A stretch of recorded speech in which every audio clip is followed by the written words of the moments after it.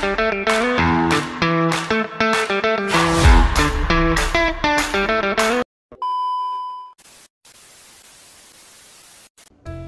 perkenalkan nama saya Fikri Mustafa dengan NIM 06412222. Pernahkah kamu berpikir bahwa mitos, cerita rakyat, bahkan makanan memiliki pola tersembunyi yang sama? Claude Lévi-Strauss lahir pada tahun 1908 di Belgia dan kemudian menjadi salah satu pemikir paling berpengaruh dalam antropologi abad ke-20.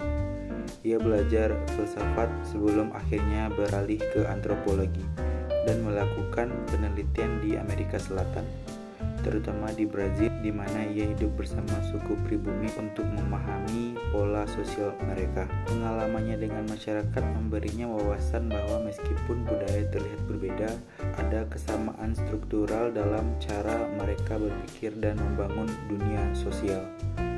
Lévi-Strauss menghasilkan banyak karya penting yang masih menjadi rujukan hingga hari ini.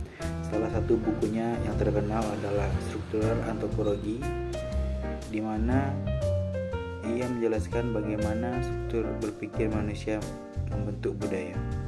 Claude Lévi-Strauss, seorang antropolog dan filsuf strukturalisme, percaya bahwa semua budaya memiliki struktur mendasar yang serupa. Tapi bagaimana cara kerja teori ini?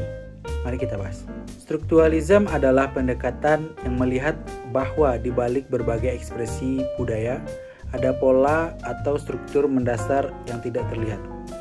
Lévi-Strauss, yang terinspirasi dari linguistik Ferdinand de Saussure, menganggap bahwa budaya bekerja seperti bahasa dengan aturan tersembunyi yang membentuk cara manusia berpikir dan bertindak. Salah satu konsep kunci dalam teori Lévi-Strauss adalah binary opposisi.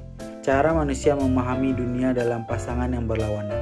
Misalnya, kita sering membedakan antara mentah dan matang, hidup dan mati, atau baik dan jahat.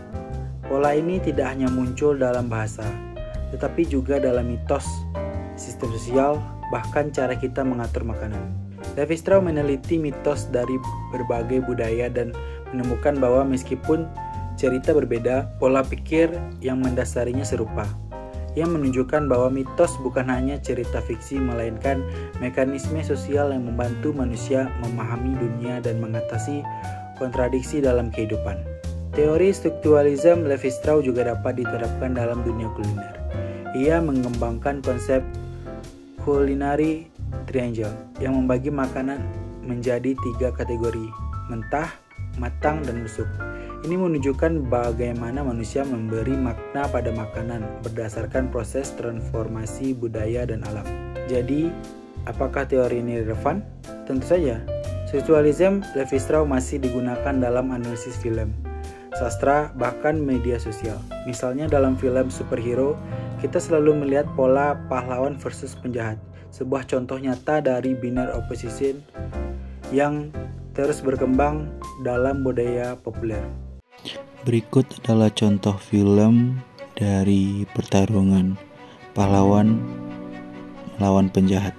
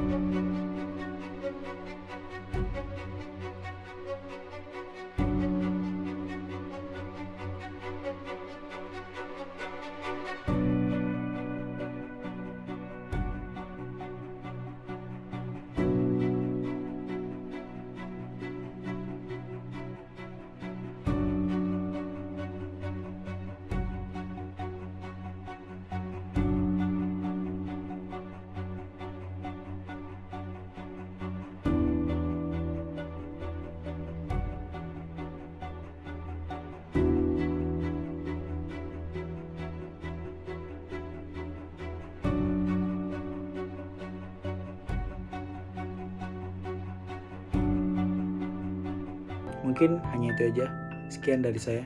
Assalamualaikum. Dadah.